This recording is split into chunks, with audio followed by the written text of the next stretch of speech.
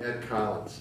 I was a machinist mate third class. Following fall, November 30th, the ship's first major deployment to the Mediterranean. We left where in those days there were long deployments. We were in the Med from the end of November of '65 until July '66, and that was the experience of a lifetime. We went through a hurricane on the way over, I remember, and I'm not ashamed to say I was seasick because there was a hell of a lot more salty sailors than I that were standing watching the engine room with a bucket next to them so they wouldn't vomit all over the equipment. Oh yeah, I mean a carrier, it's, usually, a carrier you don't really feel. I've been on smaller ships too, like destroyers, and carriers generally you don't feel, I mean you feel just sort of a very gentle rocking motion, but when we went through that real heavy weather going across, I mean this thing was all over the place. It was, yeah. In fact, there's a catwalk around the flight deck, and that's got to be 90 feet off the water under normal conditions. And when the weather broke, they found that on the port side, on the forward part of the flight deck, that catwalk had a bow in it as high as this table. Like it should have been down where the floor is. And it had to be an 80, 90 foot wave out of that ship. It was pretty good. When you're underway,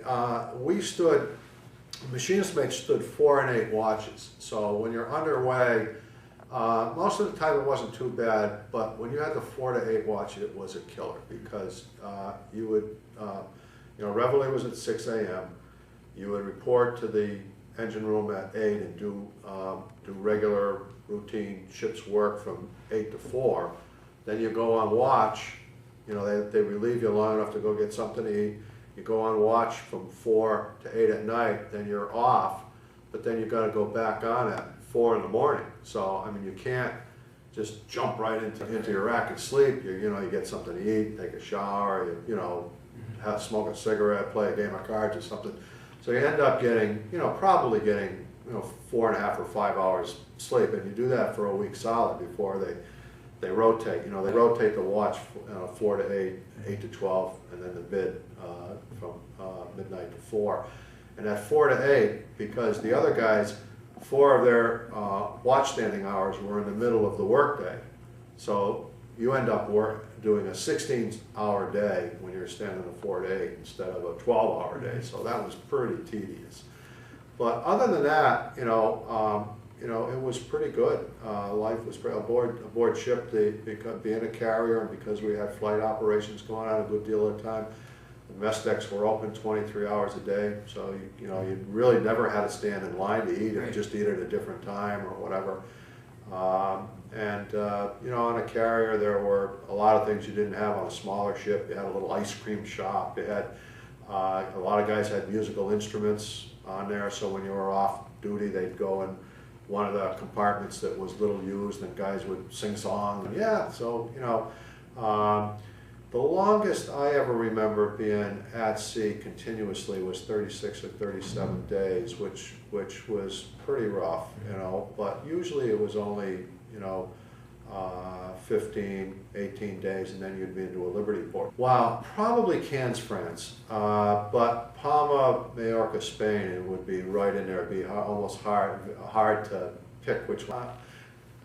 Beautiful weather, beautiful women, nice, night spots. A place that you always felt safe walking around, which you couldn't always say about everywhere.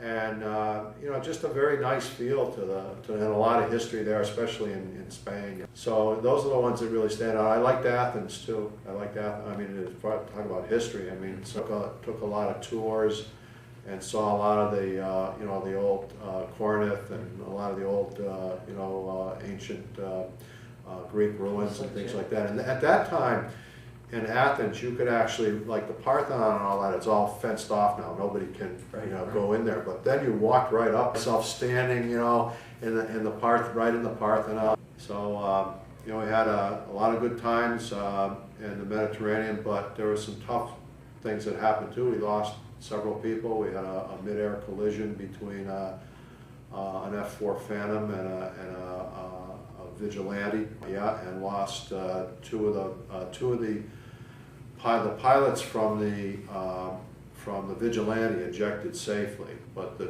2 pilots from the USNM were killed. I remember when that happened, and when they, you know, when in fact, I had some pictures at home that I took of when they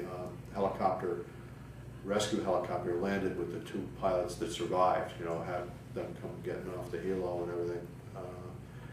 And we had another young guy killed when he accidentally, he was sitting in a plane on the deck while we were at anchor in port, and accidentally triggered the ejection seat and fired himself into the canopy and broke his neck. We had a helicopter crash on deck while somebody else has probably told you this story, or will if they haven't, because we were talking about just the other night. We were anchored in Istanbul, and a helicopter went to take off while we were at anchor and crashed on the flight deck, and the people aboard that, and then it pitched off the side into the water, and a Turkish fisherman picked up the crew. They were okay, but there were a couple of people who had been standing on the deck that got hit with chunks of the rotor blade. It shattered, you know, and that they were in pretty tough shape. And we lost another pilot too, an A4 pilot that we used to tow this sled behind the ship for gunnery practice, and he just didn't pull out and went straight into the, you know, to the drink. So, as I said when I wrote up that little piece for the memory book there, that, you know, those things were a pretty sobering reminder. It wasn't all fun and games, you know, even though we weren't in a combat zone. It was, you know, shipboard life was dangerous. So we came back to the U.S. in July and went to a major yard period in Portsmouth, and we were there. I was in Portsmouth and Norfolk for the rest of my active duty time. The ship was getting ready to go on its second Met cruise, and I was going to be, I didn't have that much time to go, so they transferred me off the ship and put to NLB Norfolk, and I was there until I got out.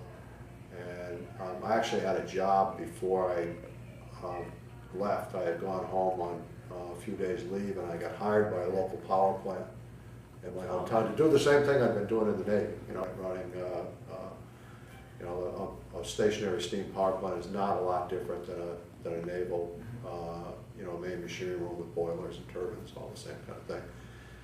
And so they hired me right away, and so when I went, and I was tempted to stay a little bit because they made me a really nice offer. Said they would send me to, if I would sign up for another 4 years, they'd send me to Great Lakes for Class A school, and as soon as I came out of there, they said they'd assign me to pre-commissioned school for the Kennedy, which was the next carrier that was going to come online, and I would have been a member of the nucleus crew of the Kennedy. I thought about it for a while, but I ended up, you know, going home, not staying.